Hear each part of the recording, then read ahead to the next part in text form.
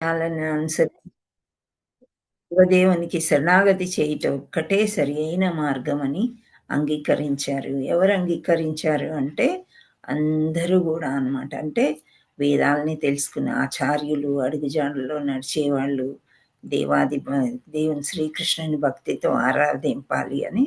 So, Madhva సాంప్రదాయము, Ramanuja సాంప్రదాయము, Vishnu స్వామి సాంప్రదాయము, నింబార్క సాంప్రదాయం. ఈ 4 ప్రధాన వైష్ణవ సాంప్రదాయాలు వారును వేద నిర్ణయాలను అనుసరించుచు దేవాది దేవుని శరణాగతి చేయటొక్కటే సరి అయిన మార్గమని అంగీకరించారు. సో, మనం పరంపరాలని ఒక 4 అనేది తెలుసుకున్నాం గదా! ఆ 4 ఇవి అన్నమాట. సో, మనం బ్రహ్మమధ్వ, గౌడీయ, వైష్ణవ సాంప్రదాయంలో వస్తామన్నమాట. సో, ఈ ఈ విధంగా అందరూ గూడా దేవాది దేవుడే ముఖ్య అంటే అతనికి మనము శరణాగతి పొందాలి అని ప్రతి ఒక్కరు గూడా అంగీకరించారు అని చెప్తున్నారు. సో, వైదిక సారస్వతం 2 భాగాలుగా విభక్తమైనది.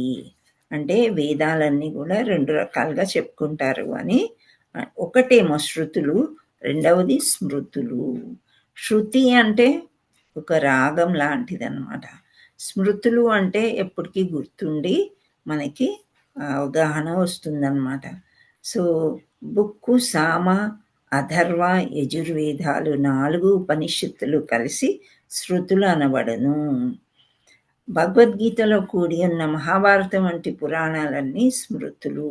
నిన్న మనం వేదాల గురించి చెప్పుకున్నాం గదా! సామవేద, యజుర్ వేదాలు 4 ఆ తర్వాత ఈ పురాణాలన్నీ కలిపి ఒక 5వ వేదం అవుతుంది అని తెలుసుకున్నాం. సో, మహాభారతం వంటి పురాణము స్మృతులు అని అంటారు. వేరే ఉపనిషత్తులు వాటిని శృతులు అంటారు అని చెప్పారు. సో, స్మృతుల్లో ఎక్కువగా మధ్యలో స్టోరీస్ అంటే మహాభారతంలో ఎక్కువగా శ్రీకృష్ణుడి యొక్క లీలలు, స్టోరీస్ ఇవన్నీ ఉంటాయన్నమాట. సో, వీటిని అన్నిటినీ తుదిని మానవుడు దేవాది దేవుని శ్రీకృష్ణుని సాక్షాత్కారింప చేసుకొనివలెను అని చెప్తున్నాయి. సో, మీరు స్మృతులు చదివినా, శృతులు చదివినా గానీ అన్నీ కూడా భగవంతుడు సాక్షాత్కారింప చేసుకోగలను అంటే సాక్షాత్కారం ఎప్పుడిస్తాడు భగవంతుడు మనకి? ఎవరికైనా కనిపించాడా భగవంతుడు? లేదు మాతాజీ. మనలాంటి వాళ్ళకి కనిపించడు. చాలా కష్టం అన్నమాట. అంటే గొప్ప భక్తులు గూడా కనిపించాలి అని అనుకోరు. కానీ వాళ్ళు రెసిప్రొకేషన్ వాళ్ళు కనెక్షన్ పెట్టుకుంటారు భగవంతుడితోని. భగవంతుడికే అన్ని కైంకర్యం చేస్తూ ఉంటారు.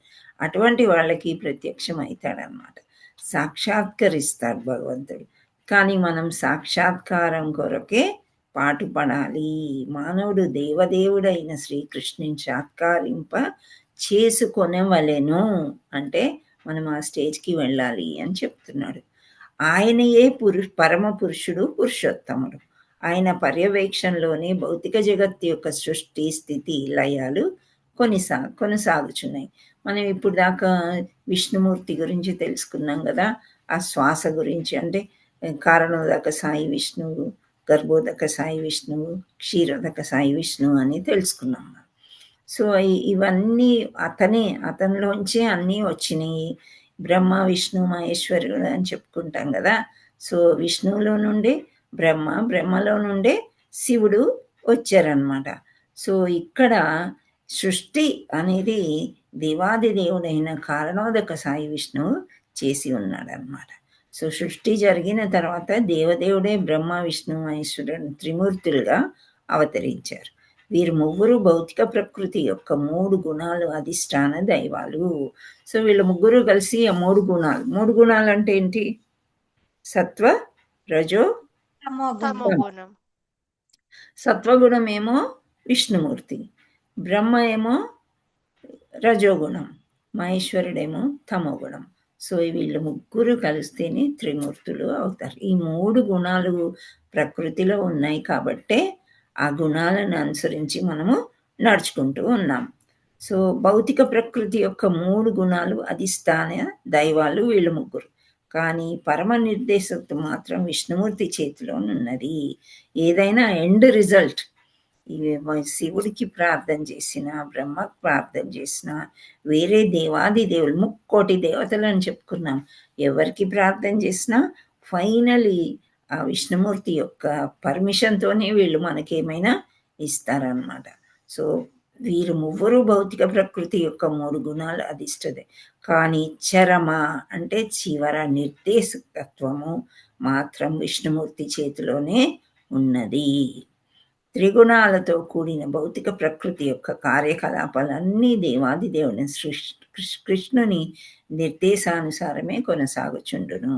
సో భగవద్గీత 9.10లో మయా దక్షిణ ప్రకృతి అని వేదాలు స అక్షిత అని ఈ అంశాన్ని దృఢపరచుచున్నవి. మనీషా మాతాజీ 9.10 చదవండి. ఓకే మాతాజీ. శ్లోకము అండ్ సారాంశం. మయ్యా దక్షేణ ప్రకృతి సూయాతే సచాచరం హేతునానేన కౌంతేయ జగద్వి పరివర్తతే. అనువాదం: ఓ కుంతిపుత్ర, నా శక్తులలో ఒకటైన ఈ ప్రకృతి నా ఆజ్ఞ మేరకు పనిచేస్తూ సమస్త స్థావర జంగమము జీవులను సృష్టిస్తున్నది.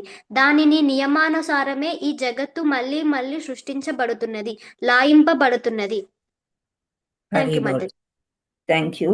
సో ఇక్కడ 9.10లో ఏం చెప్తున్నాడు భగవంతుడు అంటే, ఆయన యొక్క అధ్యక్షతన స ఐక్షత అనే అంశము దృఢపడుతుంది. అంటే నేను చెప్తేనే ఇవన్నీ జరుగుతున్నాయి. ఏమవుతున్నాయి? వర్తించును సమస్త స్థావర జంగమాలు అంటే కదిలేవి కదలనివి అన్నీ కూడా ఈ సృష్టిలో అన్నిటినీ నేనే సృష్టిస్తుంటాను. దాని నియమంను అనుసరించి అంటే నియమం ప్రకారము సృష్టి జరిగిన తర్వాత కొద్ది సంవత్సరాలకు కొద్ది రోజులకు లయము అనేది అంటే డిస్ట్రక్షన్ కూడా జరగాలి. సో అది కూడా నేనే చేస్తున్నాను. జగత్తు మరల సృష్టింపబడుతూ లయము చెందుచుండును. సో ఎప్పుడైతే సృష్టి జరుగుతుందో ఏదైనా పుట్టినది గిట్టక మానదు అని చెప్తారు కదా. సో అదేవిధంగా సముద్రము నేల అవ్వచ్చు, నేల సముద్రం అవ్వచ్చు, ఇవన్నీ కూడా ప్రళయం వచ్చి అన్నీ పోవచ్చు, అంతా కూడా నా చేతిలోనే ఉంది అని దృఢపరుచుచున్నాడు. ఎవరు? శ్రీకృష్ణుడు భగవద్గీతలో చెప్పారనమాట. సో నాస్తికులైన సాంఖ్యదార్శికులు ఈ దృశ్యమాన జగత్తంతటికి ప్రకృతి పురుషులు కారణమని బోధించరు.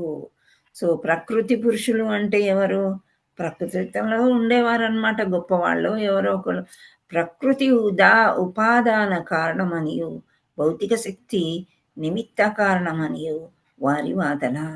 సో వాళ్ళు ఏంటంటే నాస్తికులు అని ముందే చెప్పారు. అంటే భగవంతుడే లేడు, ఈ ప్రకృతి నుండే ఒక రాయి వచ్చింది, ఒక నీరు వచ్చింది, నీటిలోంచే అన్ని జీవాలు వచ్చాయి, ఈ రకరకాలుగా థియరీస్ చేస్తారనమాట వాళ్ళు.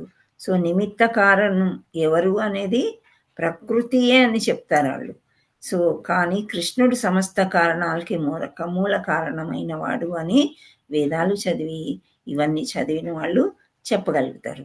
సమస్త ఉపాదానాన్ని నిమిత్త కారణాలకు ఆయనే కారణం. ప్రకృతి పురుషులు మూల కారణం కాదు.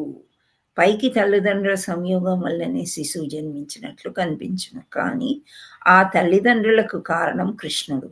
అందుచేత ఆయనే మూల కారణము, కారణాలకి కారణం. ఈ అంశను బ్రహ్మ సంహిత ధృవపడుచుచున్నది. సో ఈ తల్లిదండ్రుల విషయంలో ఏంటి, శిశువు ఎలా జన్మిస్తాడు, ఇవంతా కూడా మనం డిస్కస్ చేసుకుని ఉన్నాము ఇంతకుముందే. సో ఇదంతా తల్లిదండ్రుల వల్లనే పిల్లలు పుడుతున్నారు, కానీ భగవంతుడి ప్రమేయం లేదు అని నాస్తికులు వాదించినప్పటికీ భగవంతుడి యొక్క ప్రమేయం ఉంటేనే అవన్నీ జరుగుతాయి అని ఇక్కడ చెప్తున్నారు. దేవదేవుడు జీవులను కూడా భౌతిక ప్రకృతిలో ప్రవేశించు.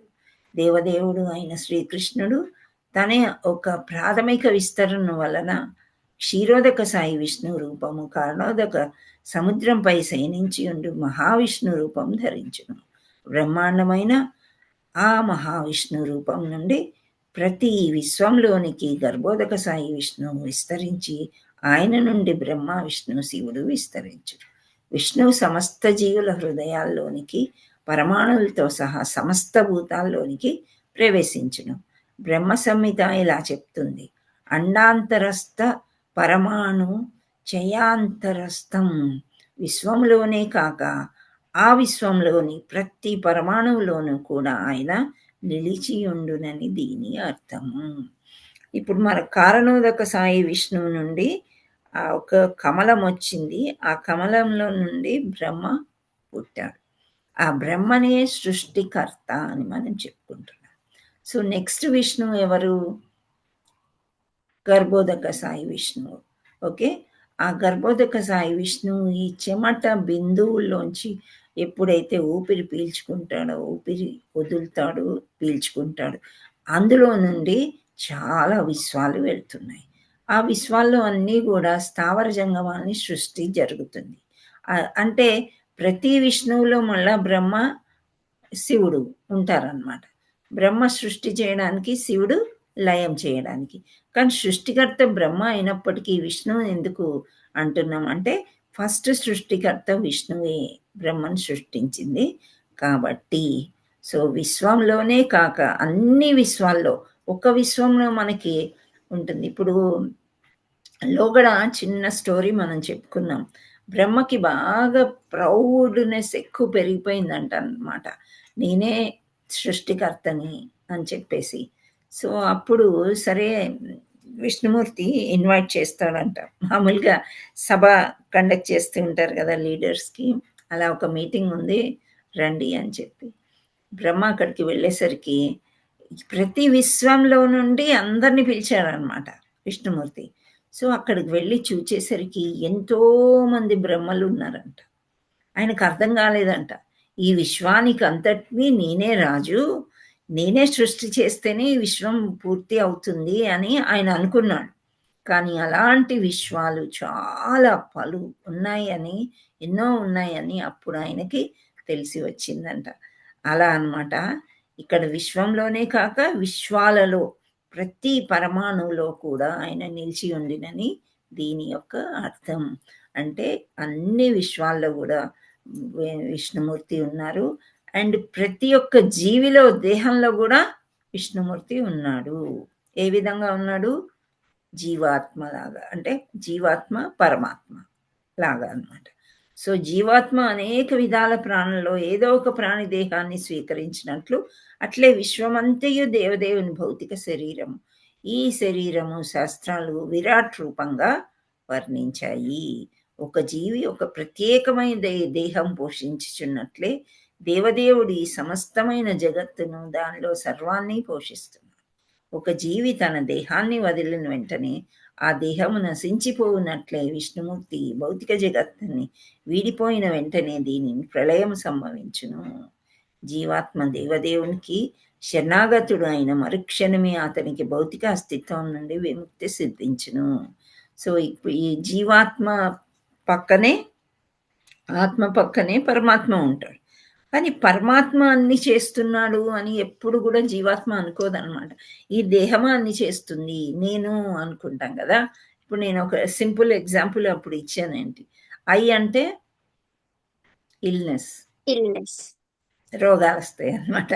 ఓకే, ఏదో ఒకటి నేనే అని అన్నీ అనుకోకూడదు. ప్రతిదానికి భగవంతుడే ఉన్నాడు, భగవంతుడే చేస్తున్నాడు. సో వి అంటే వెల్నెస్. సో ఐ అంటే ఇల్నెస్, వి అంటే వెల్నెస్. అంటే మన చేతుల్లో ఏమీ లేదు, మనం అంతా కూడా భగవంతుడి మీద ఆధారపడ్డామని. వి ద సత్సంగ్లో మనం ఉన్నట్లయితే మనకు అన్ని వెల్నెస్ అనమాట. సో ఆ విధంగా ఇక్కడ ఏం చెప్తున్నారు అని అంటే, ప్రళయం సంభవించినా భగవంతుడే, సృష్టి చేసిన భగవంతుడే. సో జీవాత్మ దేవదేవునికి శరణాగతుడు అయిన మరుక్షణమే అతనికి భౌతిక అస్తిత్వం నుండి విముక్తి సిద్ధించును. జీవాత్మ అంటే మనము ఎప్పుడైతే శరణాగతి పొందామో మనలో భగవంతుడు ఉన్నాడు. మనకి ఒక ఎనిమి వస్తున్నారు ముందుకి, మనకి ఎనిమిస్ ఉంటారా, శత్రువులు ఉంటారా మనకి? గిట్టని వాళ్ళు ఉంటారు మాతాజీ, ఉంటారు కదా, తప్పకుండా. అంటే మనం అంటే వాళ్ళకి గిట్టదు అని మనకు తెలుస్తుందా? తెలుస్తుంది మాతాజీ. వాళ్ళ మాటల్లో గాని, నడవడికలో గాని ఏదో ఒకటి. కానీ అలాంటి సమయంలో వాళ్ళు మనకెదురైనప్పుడు వాళ్ళకి కూడా మనం నమస్కారం చెయ్యాలి. ఎలా అంటే వాళ్ళల్లో గూడా భగవంతుడు ఉంటాడు. నేను నీకు నీ దేహానికి కాదు భగవంతుడికి నమస్కారం చేస్తున్నా అని మనం అనుకోవాలంట. సో, ఆ విధంగా అప్పుడు మనకి భౌతిక అస్తిత్వం నుండి విముక్తి సిద్ధిస్తుందనమాట. లేదు అంటే శత్రువుల్ని గూడా పట్టుకొని మోసుకొని మనం ఆ పగ, ప్రతీకారాలు పెంచుకుంటే ఈ మళ్ళీ, మళ్ళీ, మళ్ళీ ఈ జన్మ మృత్యు జరావ్యాధి చక్రాల్లో మనం తిరుగుతూనే ఉంటాం. సో, ఎప్పుడైతే భగవంతుడికి శరణాగతి పొందామో మరుక్షణమే ఇటువంటివి మనకి ఉండవంట. శత్రువులని, మిత్రులని అందరూ ఒకటే అన్నమాట. సో, అయితే భౌతిక అస్తిత్వం నుండి అంటే భౌతికంగా మన చుట్టూ ఏమేమి వలయాలున్నాయో వాటన్నిటి నుండి విముక్తి పొందుతుంది అని భగవద్గీతలో 7.14లో చెప్పారంట. ఏం చెప్పారో చూద్దాం. మన శ్రావణి మాతాజీ చదువుతారు. హరే కృష్ణ. 7.14 దైవీశ గుణమయీ మమ మాయా దురత్తయా మామేవ ఏ ప్రపద్యంతే మాయామేతం తరంతి తే. హరి బోల్. అనువాదము. ప్రకృతి త్రిగుణాలను కూడినట్టి నా ఈ దివ్య శక్తి దాటసఖ్యం కానిది. కానీ నాకు శరణాగతులైన వారు దీనిని సులభంగా దాటగలుగుతారు. హరి బోల్. సో, ఇక్కడ మనకు అర్థమయ్యేది ఏంటంటే ఈ భౌతిక ప్రపంచంలోంచి బయటపడడం చాలా కష్టం. ఎంత కష్టం అంటే అసలు భార్యాభర్తలకి గానీ, పిల్లలకి గానీ, లేకపోతే ఫ్రెండ్స్, నేబర్స్, రిలేటివ్స్ వీళ్ళని దాటి వెళ్ళడం చాలా కష్టం. అర్జునుడికి ఏమైంది? అంత పెద్ద యుద్ధానికి సంధికి మాట్లాడితే వీళ్ళు ఎవరు వద్దు అన్నారు. ఎవరు? దుర్యోధనుడు వైపు వాళ్ళు కౌరవులు. ఎందుకు? వాళ్ళ యొక్క శక్తి మీద వాళ్ళకి బాగా నమ్మకం ఉంది. మేమే గెలుస్తాం అన్న గర్వంతోని సంధికి ఒప్పుకోలేదు. అప్పుడు సరే యుద్ధమే సరి అనుకున్నారు. తీరా యుద్ధమంతా అయిపోయేసరికి 2 కౌరవుల సైన్యము, పాండవుల సైన్యము మధ్యలోకి తీసుకెళ్ళమన్నాడు రథాన్ని. ఎవరు? అర్జునుడు. ఎవరిని? శ్రీకృష్ణుని. శ్రీకృష్ణుడు రథసారథి అయినాడు అర్జునుడికి. సో, మధ్యలోకి తీసుకెళ్ళేసరికి ఏమైపోయింది అక్కడ? అటువైపు వాళ్ళల్లో ఫస్ట్ భీష్ముడిని చూశాడు. వాళ్ళ తాతగారు ఎత్తుకుని అల్లారు ముద్దుగా చిన్నప్పటి నుంచి పెంచి పెద్ద చేశాడు అర్జునుడిని. ఎంతో గారాబం చేశాడు. తండ్రి లేని పిల్లవాడు కదా అని చెప్పేసి. ఆ తర్వాత ద్రోణాచార్యులు అయితే పట్టుపట్టి అర్జునున్నే గ్రేట్ వారియర్ చేస్తాను అని ఆయన చాలా విద్యలు నేర్పించారు. అక్కడ ఆయన కనిపించారు. ఆ తర్వాత వాళ్ళ కజిన్స్ అందరూ మేనమామలు వాళ్ళు అంతా చుట్టాలే. సో, ఆళ్ళందరూ కనిపించేసరికి అర్జునుడికి ఏమైంది? గృహస్థాశ్రమంలో ఉన్నాడు. ఈ రిలేషన్స్ అన్నీ ఉన్నాయి. భార్య, పిల్లలు, మనుమలు అందరూ ఉన్నారు. సో, నేనింక యుద్ధం చెయ్యనయ్యా. నాకొద్దే వద్దు. వీళ్ళందరినీ చంపేసి నేను రాజ్యాన్ని ఏం సుఖపడదామని నేను ఈ రాజ్యం తీసుకోవాలి? అందరూ పోయిన తర్వాత నాకు ఈ రాజ్యం ఎందుకు? నేను అడవులకెళ్ళిపోయి తపస్సు చేసుకుంటాను గానీ, నాకు ఈ పాప పని నేను చెయ్యను అని పడిపోతాడు పూర్తిగా. అప్పుడు ఏం చేస్తాడు కృష్ణుడు? అప్పుడు గాని భగవద్గీత బయటికి రాదనమాట. సో, భగవద్గీత అంతా చెప్పడం మొదలు పెడతాడు. నువ్వు లోగడ ఉన్నావు, ఇప్పుడు ఉన్నావు, మళ్ళీ ఫ్యూచర్‌లో గూడా మనం ఉంటాం. కానీ ఈ లోగడ నేను ఈ భగవద్గీత చెప్పి ఉన్నా. ఆళ్ళందరూ మర్చిపోయారు. సో, ఇప్పుడు మళ్ళీ చెప్తున్నా. ఇవన్నీ విన్న తర్వాత నువ్వు నిర్ణయించుకో. నువ్వు యుద్ధం చేస్తావా? చెయ్యవా? అప్పుడు నీ నిర్ణయం మనం చూద్దాము. ప్రస్తుతానికైతే విను అని మొత్తం ఆత్మ అంటే ఏంటి? దేహం అంటే ఏంటి? ఇవన్నీ చెప్పిన తర్వాత ఇక్కడ ప్రకృతి గురించి, త్రిగుణాల గురించి అంతా చెప్పిన తర్వాత భౌతిక ప్రకృతికి సంబంధించిన త్రిగుణాలతో కూడిన నా ఈ దైవీ మాయ నిశ్చయంగా దాటశక్యం కానిది. కృష్ణుడు కూడా ఒప్పుకుంటున్నాడు. నిజమే. These are all very difficult. అసలు ఇక్కడి నుండి బయటపడడం చాలా కష్టం. కానీ ఎవరు బయటపడగలుగుతారు? నన్ను శరణ వేడిన వారిని దీన్ని సులభంగా దాటగలరు అన్నాడు. అంటే అర్జునుడు శరణాగతి పొందాడా కృష్ణుడికి? హరే కృష్ణ. ఎస్ మాతాజీ. ఎన్నో అధ్యాయంలో? రెండో అధ్యాయం. మొదటి అధ్యాయంలో ఏడుస్తూనే ఉన్నాడు. ఈ బంధువుల్ని నేను చంపలేను. విషాద యోగం అన్నమాట. సో, కానీ రెండవ అధ్యాయంలో ఏమైపోయిందంటే, ఇంకా నేను కన్‌ఫ్యూజ్ అయిపోయాను. నా వల్ల కాదు ఇదంతా. ఇప్పుడు దాకా మనం ఫ్రెండ్స్. మనమిద్దరము బావమరుదులము, రిలేషన్స్ అండ్ ఫ్రెండ్స్. కానీ ఇప్పుడు నీ శిష్యుడను. సో, నిన్ను శరణు వేడుతున్నాను. ఆ శ్లోకం పేరేంటి? స్టార్టింగ్ ఏంటి? కార్పణ్య దోషం. Very good. కార్పణ్యదోషో పహతా స్వభావ అని వస్తుంది. ఎంత మంచిగా అంటే కార్పణ్యం, మోహంతో నిండిపోయి ఉన్నా నేను. నా చుట్టాలు వీళ్ళు వీళ్ళతోని. కానీ నాకేం అర్థం అవ్వట్లేదు కృష్ణ. నేను నీ శరణాగతి పొందుతున్నాను. అందుచేత నీవే నా గురువు. నన్నేం చేయమంటావో చెప్పు కృష్ణ అని కాళ్ళ వేళ్ళ పడతాడు. అది శరణు వేడడం అంటే. సో, ఆ శరణు వేడినప్పుడు సులభంగా దాటగలుగుతారనమాట. ఎవరైనా సరే. మనమైనా అర్జునుడికి చెప్పడం అంటే మనకి చెప్పడమే కృష్ణుడు. సో, శరణాగతి పొందినప్పుడు సఖ్యమైన అంటే ఈ ప్రాబ్లమ్స్ అన్నీ వెళ్ళిపోతాయి అంటే వెళ్ళవు. ధైర్యాన్ని ఇస్తాడు భగవంతుడు. నేనున్నాను నీ వెనక. అది జరగవలసిందే. ఎప్పుడో జరిగిపోయింది. ఇప్పుడు నువ్వు కళ్ళతో చూస్తున్నావు. నువ్వు నిమిత్త మాత్రుడివి. నువ్వేమి చేయలేవు. నేనే చేస్తానంతా. ప్రకృతి త్రిగుణాలతో కూడి నేనేమి చేయాలో అది చేస్తాను. శరణాగతి ఎవరైతే పొందుతారో వాళ్ళు సఖ్యము.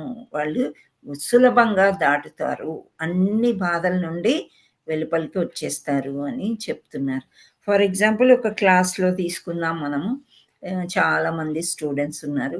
మొదట ఫస్ట్ 1-10th ర్యాంక్ వాళ్ళు కొంచెం యాక్టివ్‌గా, హుషారుగా, టీచర్ ఏది చెప్తే అది చేస్తూ ఉంటారు గదా!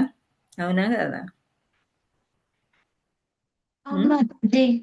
Yes so, Mataji. వాళ్ళు అందుకని వాళ్ళు ఫస్ట్ వస్తున్నారు. అంటే ఏంటి?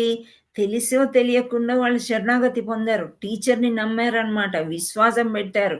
ఆ టీచర్ ఏది చెప్తే నేను అది చేస్తే నాకు ఇంకా మార్కులొస్తాయి, ఇంకా మార్కులొస్తాయి అనుకుంటూ అటు సేవ చేస్తుంటారు టీచర్లకి. అంటే పుస్తకాలు కలెక్ట్ చేయడం గానీ, ఇచ్చిన పేపర్లు ఇవ్వడం గానీ, టీచర్‌తో పాటు స్టాఫ్ రూమ్‌కెళ్ళడం, ఒక్కోసారి టీచర్ బ్యాగ్ పట్టుకోవడం. ఐ డోంట్ నో ఇప్పుడు. మా టైంలోనైతే అంతా ఇదే ఉండేది. సో, అవన్నీ అంటే శరణాగతి పొందడం అంటే ఏంటి? లొంగిపోవడం అనమాట.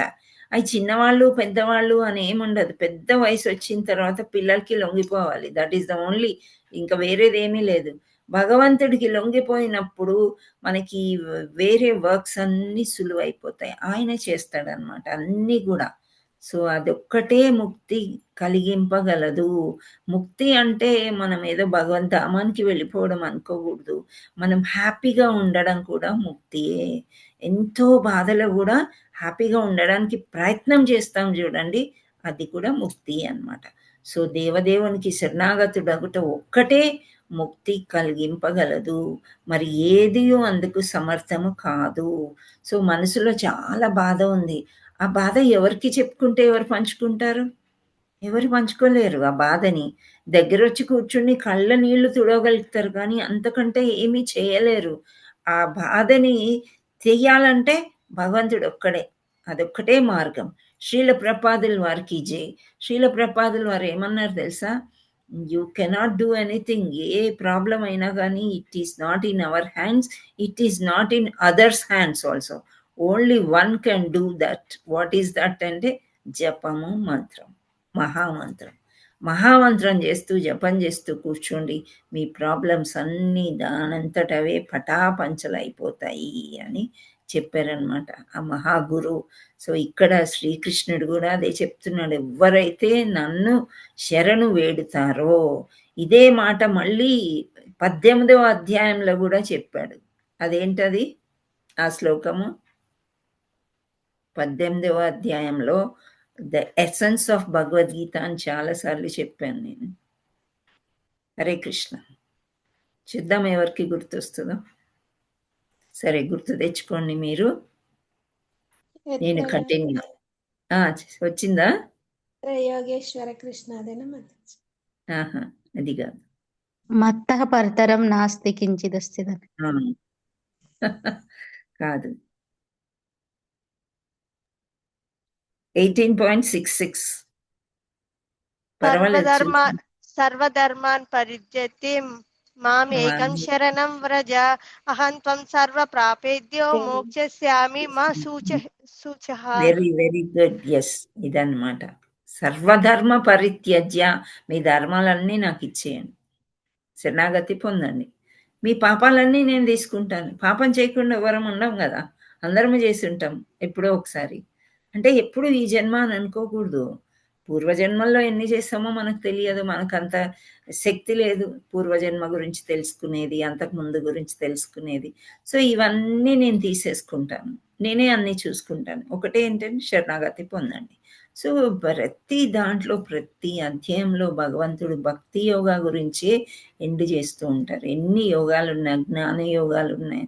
జ్ఞానయోగం, జ్ఞానం సంపార్జించిన తర్వాత కూడా మనం భగవంతుడి గురించి తెలుసుకున్న జ్ఞానం అసలైన జ్ఞానము. సో ఇప్పుడు మీకు శరణాగతి అనేది మీకు అర్థమైందని నేను అనుకుంటున్నాను. అర్థమైందా? Yes Yes. మాతాజీ. Surrender. అర్థమైంది. Okay, you are surrendering to God. అలా అని చెప్పేసి నేను ఇవాళ వంట చెయ్యను, 7:30 దాకా పడుకుంటా, భగవంతుడే చూసుకుంటాడు అన్నారనుకోండి, అప్పుడు ఏమవుతుంది? మాడిపోతుంది అందరికి కడుపులో. అట్లా కూడా జరగచ్చు. కానీ స్వచ్ఛమైన భక్తి ఉండి నిజంగా మనకి ఒళ్ళు బాగలేకపోతే, చేసుకోలేకపోతే ఎవరో ఒకళ్ళు ప్రసాదం తెచ్చియడం కూడా జరుగుతుంది. ఇంటికి ప్రసాదం వచ్చేస్తుంది ఆటోమేటిక్గా. అంటే అది అసలైన శరణాగతి అన్నమాట. ఒక్కొక్కసారి నిజమే, ఆడవాళ్ళకి రోజంతా 4 పూటలు వంట వంట వార్పు కదా. ఎప్పుడైనా ఒకసారి మీరు ట్రై చేయండి, ఇవాళ నేను వంట చెయ్యను, ఏమన్నా భగవంతా నువ్వే ఏదో ఒకటి చెయ్యి అని మంచిగా మనస్ఫూర్తిగా కోరుకోండి. ప్రసాదము ఇట్లా నడుచుకుంటూ వస్తుంది. లేదా మనమే నడుచుకుంటూ భగవంతుడి దగ్గరికి వెళ్తే అక్కడ ప్రసాదం దొరుకుద్ది, అక్కడ గోవిందాసులో తినొచ్చు. ఇలాంటివి జరుగుతాయి అన్నమాట మనకి. సో అవన్నీ అది ఏంటి అంటే శరణాగతి. అలా మీరు ట్రై చేసి చూడండి, దాన్ని శరణాగతి అంటారు. అంటే భగవంతుడి మీద ఫెయిత్ ఎంత ఉండాలంటే ఇంకా మొత్తం ఆయన చూసుకుంటున్నాడు. నా చెయ్యి కదపాలన్నా, కాలు కదపాలన్నా భగవంతుడు, నేను ఏమీ లేదు, ప్రేయర్స్ మాత్రమే చేస్తాను నేను అని అనుకుని చూసినప్పుడు డెఫినెట్గా హీ విల్ హెల్ప్ అస్. అదే విధంగా స్టూడెంట్స్, నేను అసలు ఇవాళ చదువుకోను, నేను అసలు పాఠాలు చదువుకోను, స్కూల్కి వెళ్ళను అంటే అది కుదురుతుందా? ఆయన ప్రయత్నం ఆయన చేస్తూ ఎప్పుడైనా ఒకసారి బ్రేక్ తీసుకున్నప్పుడు భగవంతుడు హెల్ప్ చేస్తాడు. సో బ్రేక్ తీసుకున్నప్పుడు కూడా మనం ఎక్కువ మహామంత్రం చదువుకుంటూ భగవంతుడి కైంకర్యంలోనే ఉన్నామనుకోండి, దాన్ని శరణాగతి అంటాడు. అప్పుడు భగవంతుడు తప్పకుండా హెల్ప్ చేస్తాడు, తప్పనిసరిగా హెల్ప్ చేస్తాడు. ఎక్కడి నుండైనా ఏదో ఒక రకంగా మనకు వచ్చి హెల్ప్ అనేది జరుగుతుంది. అట్లా ఎంతోమంది స్టూడెంట్స్ చెప్తూ ఉంటారు, అసలు నేను పాస్ అవను అనుకున్నాను, పాస్ అయ్యాను, ఉద్యోగమే రాదనుకున్నాను, మంచి ఉద్యోగం వచ్చింది, జీతం తక్కువ ఉంది అనుకున్నాము, నాకు బోనస్ చాలా వస్తుంది. ఇలాంటివన్నీ జరుగుతుంటాయి డివోటీస్ లైఫ్లో. ఎందుకు జరుగుతున్నాయి అంటే ఎక్కడో ఒక దగ్గర వాళ్ళు శరణాగతి పొందారు. ఇప్పుడు మనము గోదాదేవి పాసురాలు రోజు చదువుకోండి అని అన్నాం. సో చదువుకున్న వాళ్ళకి, సిన్సియర్గా చదువుకున్న వాళ్ళకి భగవంతుడు వృందావన్ ట్రిప్ కూడా ఐ మీన్ కనికరించాడు. అంటే ఏంటి, వాళ్ళని పిలుచుకున్నాడు అనమాట దగ్గరికి. నువ్వు పాసురాలు చదివావు కదా నా గురించి, సరే నా అసలైన దర్శనం బృందావనంలో దొరుకుతుంది, రేపో ఎల్లుండో కొందరు వెళ్తున్నారు బృందావన్ అనమాట. సో అలాంటి అదృష్టం అంటే స్ఫూర్తిగా దే ప్రేడ్ అనమాట. అలా అని చెప్పి మనం ప్రే చేయలేదు అని కాదు, మనది మనకి, వాళ్ళది వాళ్ళకి, మనకి ఇంకో రకంగా భగవంతుడు సహాయం చేస్తూ ఉంటాడు అనమాట. సో ఆ విధంగా మనము నిమగ్నం అయిపోవాలి భగవంతుడి లీలలో. అప్పుడే మనకి చాలా మనసులో ఆనందం ఉంటుంది. బయట ఎంత విచారంగా ఉన్నా లోపల ఆనందం ఉంటుంది. లోపల ఆనందం ఉంటే మన బాడీ బాగా పనిచేస్తుంది, దేహం పనిచేసినప్పుడు మనకి ఎటువంటి బాధలు అనేవి ఉండవు. నిద్ర రావడము, లేజినెస్, తామస గుణం అసలు మన సైడ్ రాదనమాట ఇంకా. సో దేవదేవునికి శరణాగతి అయిన పిమ్మట జీవాత్మ ప్రకృతి గుణాల నుండి ఎట్లు విముక్తి సాధించిన వివరించుటకు ఒక గదిలో నిద్రించుచున్న వ్యక్తికి దృష్టాంతంగా చెప్పుదురు. నిద్రించుచున్న వ్యక్తి చూచి అందరూ అతడు ఆ గదిలోనే ఉన్నాడని భావింతురు. కానీ వాస్తవానికి ఆ సమయంగా ఆ వ్యక్తి తన దేహంలో లేడు. ఇక్కడ నిద్రించినప్పుడు మనం దేహంలో లేము అని చెప్తుంటారమ్మా. శాస్త్రాలు కూడా అదే చెప్తారు. అంటే మనం ఏదో ఒక వరల్డ్‌కి వెళ్ళిపోవడము, ఏదో ఒక్కోసారి కలలు కూడా వస్తూ ఉంటాయి కదా! సో, ఎందుచేత చెప్తారంటే, నిద్రించినప్పుడు వ్యక్తి తన దేహం యొక్క అస్తిత్వాన్ని విస్మరించును. అదే విధంగా భగవత్ కైంకర్యంలో నిమగ్నమగు జీవాత్మకుడు ఇతరులకు భౌతిక జగత్తులో సాంసారిక కార్యకలాపాల్లోనే నిమగ్నుడైనట్లు కనిపించినను అతని చైతన్యం కృష్ణుని మీద లగ్నమయ్యుండుట చేత అతడు ఈ జగత్తులో జీవించడు. సో ఇక్కడ ఈ పాయింట్ చూసుకోండి మీరు. మనకు కనిపిస్తారు, బ్యాంకుకి వెళ్తున్నాము, డబ్బులు తెచ్చుకుంటున్నాము, ఆఫీస్కి వెళ్తున్నాము, ఉద్యోగం చేసుకుంటున్నాము, ఇంట్లో వంట చేస్తున్నాము, అందరికీ సేవిస్తాం. కానీ సమయం దొరికినప్పుడు కృష్ణుడి పాటలే వస్తాయి మన నోట్లోంచి. సమయం దొరికినప్పుడు కృష్ణుడి మంత్రమే వస్తుంది. చిన్న సమయం దొరికిన జపం చేయాలనిపిస్తుంది. చిన్న సమయం దొరికిన భాగవతం చదవాలి, భగవద్గీత చదవాలి, ఏదో శ్లోకం గుర్తొస్తుంది, అది రెఫర్ చేసుకుంటూ అవును ఇక్కడ ఈ పదం ఉండింది అలా అన్నమాట. అంటే మనం ఇక్కడ ఈ లోకంలో ఉన్నా సరే భగవంతుడిలోనే ఉంటామన్నమాట. అది అసలైన జీవన్ముక్తుడు. ఇతరులకు భౌతిక జగత్తు సంసారంలో ఉన్నప్పటికీ కూడా లేనట్లే. అంటే మనస్సులో ఎక్కువ భగవంతుడిని తలుచుకోవడం అన్నమాట.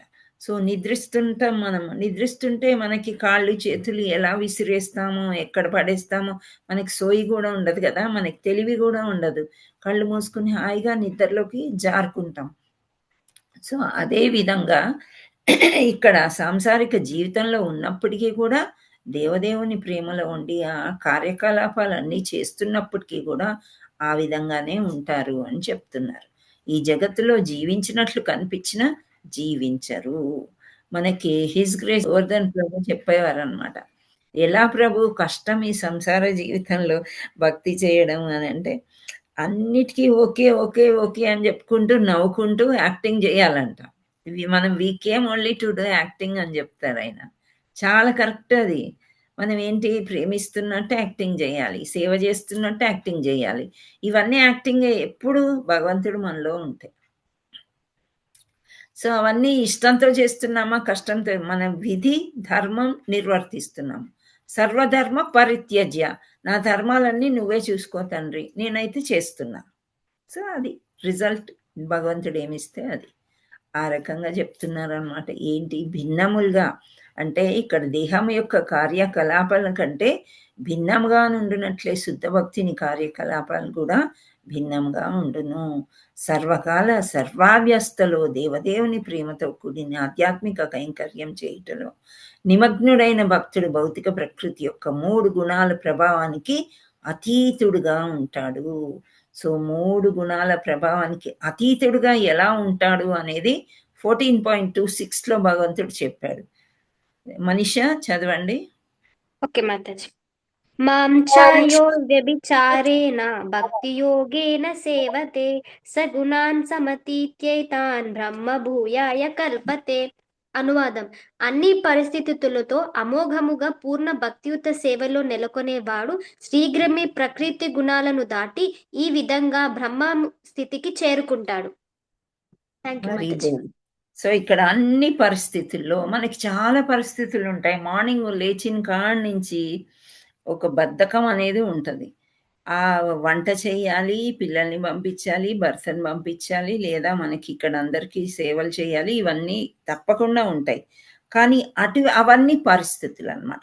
ఆ పరిస్థితిలో నిశ్చలంగా నా సంపూర్ణమైన భక్తియుక్త సేవలో నెలకొని ఉండు వ్యక్తి వెంటనే భౌతిక ప్రకృతి త్రిగుణాలను అధిగమించి బ్రహ్మభూత స్థితికి చేరుకొనును.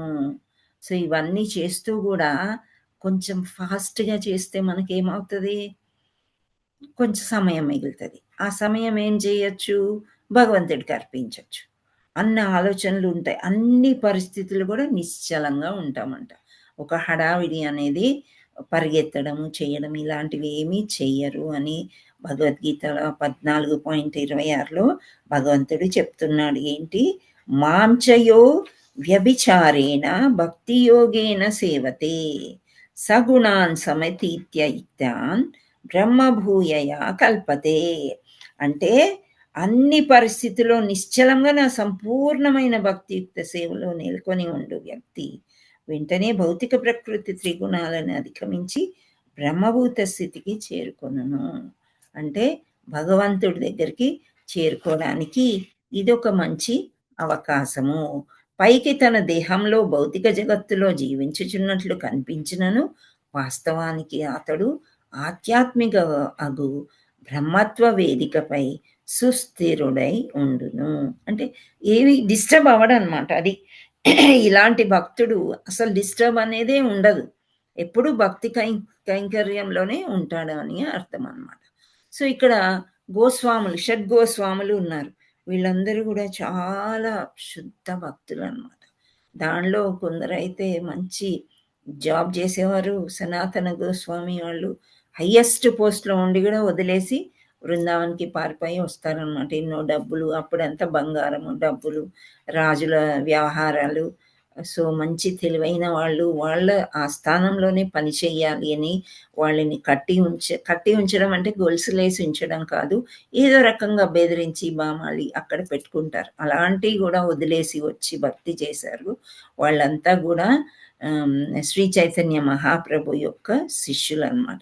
సో శ్రీల రూప గోస్వామి తన భక్తి రసామృత సింధువు, సో భక్తి రస నెక్టర్ ఆఫ్ డివోషన్ అని ఒక బుక్ ఉందండి, చాలా బాగుంటుంది అనమాట. భక్తి అంటే ఏంటి అసలు అనేది, ఆ రసం ఎలా ఉంటుంది అనేది బాగా వర్ణిస్తారు ఆయన.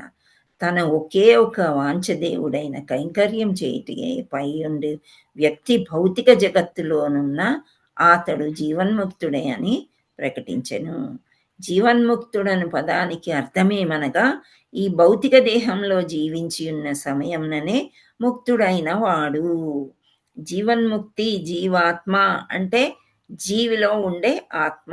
జీవన్ముక్తుడు అంటే ఈ ఆత్మని ముక్తి పొందింది అంటే ఫ్రీగా ఉన్నారనమాట, దేని చేత బంధింపబడి లేరు అని అర్థం ఇక్కడ. సో కృష్ణ చైతన్యంలో పరిపూర్ణంగా నిమగ్నుడైన వ్యక్తి జీవన్ముక్తుడు అగునని ఆయన తెలిపాడు. అట్టి వ్యక్తికి నిజానికి భౌతిక జగత్తులో ఎట్టి సంబంధము ఉండదు. కృష్ణ చైతన్య నిమగ్నము కాని వారికి కర్మిష్ఠులు అనియు జ్ఞానులు అనియు అందరు. వారు అన్నమయ ప్రాణమయ కోశములలో సంచరించుచు ముక్తిని పొందుకుందురు. ఈ పరిస్థితిని కైవల్య నిరస్తయోని అందరూ. ఆధ్యాత్మిక వేదికపై సుస్థిరుడైన ముక్తుడైన జీవి జనన మరణ చక్రాల నుండి విముక్తి పొందును. సో ఇక్కడ ఆధ్యాత్మికంగా ఉండేవాళ్ళు తప్పకుండా ఈ చక్రం, ఈ వలయంలో నుండి బయటపడతారు అని 4.9 భగవద్గీతలో. శ్రావణి మాతాజీ మీరు చదవండి. స్పష్టం చేశాడు భగవంతుడు ఇక్కడ మళ్ళీ. జన్మ కర్మ చ మే దివ్యం ఏవం యోమేతి తత్వతః తత్వాదేహ పునర్జన్మ నైతి మామేతి సో అర్జున. ఓ అర్జున, నా జననము కర్మల దివ్య స్వభావమును తెలుసుకొనిన వాడు శరీరమును విడిచిన తర్వాత తిరిగి ఈ భౌతిక జగత్తులో జన్మింపక నా నిత్యధామమును పొందుతాడు. హరే కృష్ణ మాతాజీ. హరి బోల్. సో ఇక్కడ ఫైనలీ భగవంతుడు ఏం చెప్తున్నాడు, ఇవన్నీ కూడా ఏంటి, వేదమూర్తులన్నీ జ్ఞాపకం చేసుకున్నారనమాట. సో ఫైనలీ ఏం చెప్పారంటే జన్మ కర్మ చమే మే దివ్యమేమం యోవేత్తి తత్వతః అంటే నా జన్మము మరియు కర్మల దివ్యత్వాన్ని యథార్థంగా ఎరిగినవాడు. భగవంతుడికి జన్మ ఉందా? లేదు. హీ మేనిఫెస్ట్, ఎప్పుడు కావాలంటే అప్పుడు వచ్చేస్తాడు అనమాట. రైట్. సో ఆయన గురించి బాగా తెలుసుకున్న వాళ్ళు, జన్మ మరియు కర్మ అంటే ఆయన చేసిన దివ్య కర్మలు యథార్థంగా ఎరిగిన వాడు దేహాన్ని విడిచిన పిమ్మట, దేహాన్ని వదిలిపోవడం అంటే ఏంటి, ప్రస్తుత దేహాన్ని వదలడం అన్నమాట. అర్థమైందా? ఆత్మ, జీవాత్మ వెళ్ళిపోవడం అని, చనిపోవడం. ఆ తిరిగి ఈ భౌతిక జగత్తుకు జన్మించక నా శాశ్వత ధామానికి వచ్చి నన్నే పొందును అని నాలుగవ అధ్యాయం చెప్పేశాడు అర్జునుడికి. ఎవరైతే పూర్తిగా శరణాగతి పొందుతారో, నన్నే తలుచుకుంటారో, నన్నే కావాలి అనుకుంటారో, సో వాళ్ళందరూ కూడా ఏంటి అంటే ఈ జనన మరణ చక్రంలో నుండి బయటపడిపోయి నా ధామానికే వచ్చి నా సేవ చేసుకుంటారు అని భగవద్గీత 4.9లో భగవంతుడు చెప్తున్నాడు. ఈ అంశము స్పష్టం చేయబడింది, భగవంతుడితోనే చేయబడింది అన్నమాట. కేవలం దేవదేవుడైన కృష్ణుని ఆధ్యాత్మిక స్వభావాన్ని తెలుసుకుంటే వల్లనే ఒక వ్యక్తి జనన మరణ శృంఖముల నుండి ముక్తి పొందును. ప్రస్తుత దేహం త్యజించిన పిమ్మట అతడు తిరిగి దేవదేవుని సన్నిధిని చేరుకొనును. ఇదే సర్వ వేదముల యొక్క నిర్ణయము. అందుచేత ఆకృతి దాల్చిన వేదాల స్తోత్రాలను అవగాహన చేసుకునిన వారు కృష్ణ భగవానుని చరణార విందాలను ఆశ్రయింపవలెను. సో వేద పురుషుల స్థుతులు అను దశమ స్కందము 86వ అధ్యాయమునకు భక్తి వేదాంత స్వామి భాష్యము సమాప్తము. హరే కృష్ణ కృష్ణ కృష్ణ హరే హరే, హరే రామ రామ రామ హరే హరే. వాంఛాకల్పతరుభ్యస్య కృపా సింధుభ్యో నమో నమః. హరే కృష్ణ. సో మనము ఒక 2 months అయిందో 2.5 months అయిందో, సో అప్పటి నుంచి కూడా ఈ వేదమూర్తుల స్థుతుల గురించి చెప్పుకుంటున్నాము. దానిలో చాలా వరకు భగవద్గీత శ్లోకాలు వచ్చాయి. మీరందరూ బాగా ఆస్వాదించారు, అర్థం చేసుకున్నారని అనుకుంటున్నాను. మీకు ఏమైనా ప్రశ్నలు ఉండుంటే మీరు హ్యాండ్ రైజ్ చేయవచ్చు. హరే కృష్ణ.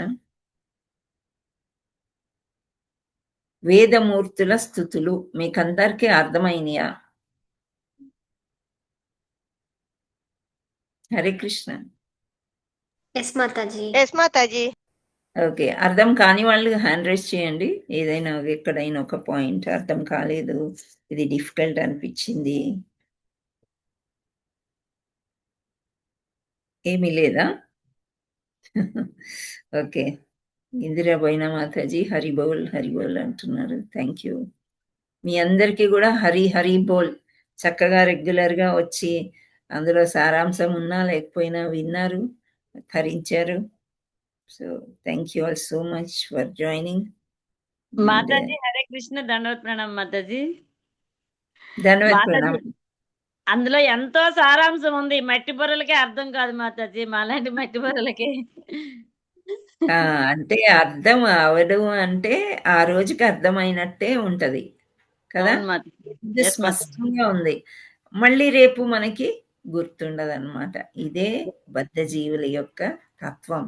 అందుకే మనం ఏం చేయాలి, సెల్ ఫోన్ చాలా వాడతాం కదా, షార్ట్స్ చూస్తాము, వీడియోలు చూస్తూ ఉంటాము. అదేమవుతుంది, ఛార్జింగ్ అయిపోతుంది. మళ్ళీ అందులో పెట్టి ఛార్జ్ చేసుకోవాలి. రోజుకి ఒక్కసారి ఛార్జ్ చేస్తే సరిపోద్దా అంటే ఒక్కోసారి సరిపోదు, 2-3 సార్లు ఛార్జింగ్ చేయాల్సి వస్తుంది. వీడియోలు ఎక్కువ చూస్తే, పాటలు ఎక్కువ చూస్తే మనం కూడా మళ్ళీ మళ్ళీ ఛార్జ్ చేసుకోవాలి. ఈరోజు క్లాస్లో ఇది విన్నాం కదా అని చెప్పి ఎప్పుడైనా పుస్తకాలు అట్లా అందుబాటులో పెట్టుకోండి. భాగవతం అని, కృష్ణ బుక్ అని, భగవద్గీత అని అందుబాటులో పెట్టుకుంటే మనం తిరిగేసి అప్పుడప్పుడు చూడాలన్నమాట. చూస్తే మనకి డెఫినెట్గా అది బుర్రలో అలాగే ఉంటుంది. ఉన్నప్పుడు మనకి ఏమవుతుంది, బుర్రలో అలాగే ఉండి కృష్ణుడి గురించి ఆలోచిస్తూ వంట చేస్తున్నాం అనుకోండి, ఏమవుతుంది, పాజిటివ్ గా ఉంటది మాతాజీ. ఇంట్లో అందరికి కూడా పాజిటివ్ గానే ఉంటారు. వంట బాగా కూడా కుదురుతుంది. కృష్ణుడిని తలుచుకొని చేస్తున్నా అంటే రాధారాణి పరిగెత్తుకుంటూ వస్తుంది, అమ్మ కృష్ణుని ఎవరో తలుచుకుంటున్నారు ఏంటి అని వస్తుందంట. వచ్చి ఆమె వంట చేస్తుందంట. అప్పుడు మనం ఏదో ధ్యాసలో ఉన్నా సరే వంటలు చాలా బాగా కుదురుతాయి. రాధారాణిస్ కిచెన్ మనది. అలా చేసుకోవాలన్నమాట, శుద్ధంగా పెట్టుకోవాలి ఎప్పుడు కూడా. హిస్ గ్రేస్ వరద కృష్ణ ప్రభు చెప్తుంటారు, అనుకోకుండా మనకి వాష్ బేసిన్, సింక్ అవి ఉంటాయి వంటింట్లో, అది ఎప్పుడు నీట్గా పెట్టుకోవాలంట. తప్పనిసరిగా అక్కడే కడగవలసి వస్తే భోజనాలు అయిన 1/2 hour లోపల నీట్గా చేసుకుని కిచెన్ నీట్గా పెట్టుకోవాలంట. సో సపోజ్ ఇఫ్ మన కిచెన్ అంటే ఎలా ఉంటుందో అలా ఉంటుంది. కానీ రాధారాణిస్ కిచెన్ అనుకున్నాం అనుకోండి, తప్పకుండా నీట్‌గా పెట్టాలి గదా! ఇప్పుడు మనం ఒక దగ్గరికెళ్ళాం, ఒకరింటికి వెళ్ళాం. సో, వాళ్ళు మనకొక రూమ్ ఇచ్చారు. ఈ 2 రోజులు ఇందులో ఉండండి. అది నీట్‌గా పెట్టుకుంటామా? చిందరవందరగా పడేసొస్తామా? నీట్‌గా మనదంటే పెట్టుకుంటాం చిందరవందరగా నీట్ గా పెట్టుకుంటాం మాతాజీ. వేరే వాళ్ళ ఇంటికెళ్ళినప్పుడు సో, మన కిచెన్ మనది గాదనుకోవాలి. రాధారాణిది అనుకోవాలి. అప్పుడు నీట్‌గా పెట్టామనుకోండి, మనకెన్నో లాభాలు. ఫస్ట్ వంట బాగా కుదురుతది. నీట్‌గా ఉంటే పురుగులు, పుట్రలు, బల్లులు ఏవి రావు. అసలు ఆహార పదార్థం ఎక్కడ బయటికి కనిపించలేదనుకోండి, ఏవి రావు. గరిట్లు, స్పూన్స్ అన్నీ తీసేసి ఎప్పుడప్పుడు నీట్‌గా పెట్టేసుకొని చేస్తే చాలా అసలు వంట కుదరడమే కాదు, ఇల్లు గూడా అసలు పురుగు, పుట్ర వచ్చేదే వంటింట్లోంచి, లేదు అంటే స్టోర్ రూమ్‌లోంచి. ఇవి 2 నీట్‌గా పెట్టుకున్నామనుకోండి, ప్రాబ్లమ్ మనకి ఇంట్లో చాలా చాలా తగ్గిపోతుంది. And next thing comes bathrooms. So, ఆ బాత్రూమ్స్ కూడా నీట్‌గా పెట్టుకోవాల్సి ఉంటుంది. లేదంటే దోమలు, పురుగులు అందులో గూడా బాగా చేరుతూ ఉంటాయి. సో, అలా మనము మనని మలుచుకోవాలనమాట. మనకి తెలియలేదు చాలా కాలం వరకు కృష్ణుడంటే ఏంటి? ఈ దివ్య లీలలంటే ఏంటి? ఈ వేదాలంటే ఏంటి? మహాభారతం అంటే ఏంటి? భగవద్గీత ఏముందిలే ఘంటసాల గారు పాడారు. అదే. ఎక్కడైనా ఎవరైనా డెత్ ఉన్నప్పుడు ఆ ఘంటసాల పాటలు ఇనిపిచ్చేవి. ఆయన ఎంత కష్టపడ్డాడు భగవద్గీత కంప్లీట్ చేయడానికి. డెత్ బెడ్ మీద నుంచి కూడా లాస్ట్ శ్లోకాలు ఆయన రికార్డింగ్ ఇచ్చారు. అంత పుణ్యాత్ముడనమాట. కానీ అప్పట్లో మేమే చిన్న పిల్లలమంటే మీలో కొందరు పుట్టలేదు గూడా. సో, ఆ వాల్యూ తెలియదు. భగవద్గీత అంటే ఎవరో చనిపోయినప్పుడే పెడతారు. ఆ! చనిపోయినప్పుడు పెడితే గూడా ఆ విషాదంలో వాళ్ళు ఏం శ్లోకాలు వింటారు. ఆయన అర్థం గూడా ఎంత బాగా జెప్పాడు. అవన్నీ మనం అప్పుడు వదిలేసాము. కానీ ఇప్పుడు కృష్ణ కాన్షియస్‌లోకి వచ్చిన తర్వాత మనకు అస్సలైన భక్తి అంటే ఏంటి? దేవాది దేవుడు అంటే ఏంటి? అసలు ఏమి చెయ్యాలి? శరణాగతి అంటే ఏంటి? అనేది మనము నెమ్మది నెమ్మదిగా తెలుసుకుంటున్నాము. సో, మాతాజీ అన్నట్టు నిజమే అన్నీ అర్థమైనట్టే ఉంటాయి. మళ్ళీ అన్నీ మర్చిపోయినట్లే ఉంటది. సో, మనం రోజు క్లాస్‌కి వస్తూ మనం అన్నీ గూడా జ్ఞాపకం తెచ్చుకుంటూ ఉన్నట్లయితే డెఫినెట్‌లీ మంచి భక్తులము అవుతాం. ఫ్యూచర్‌లో మన కుటుంబాలు గూడా బావుంటాయి. సో, హరే కృష్ణ. మీకేమీ డౌట్‌లు లేవు అంటే so, we will stop. Recording stop చేయలేదా? చేశారా? హరే కృష్ణ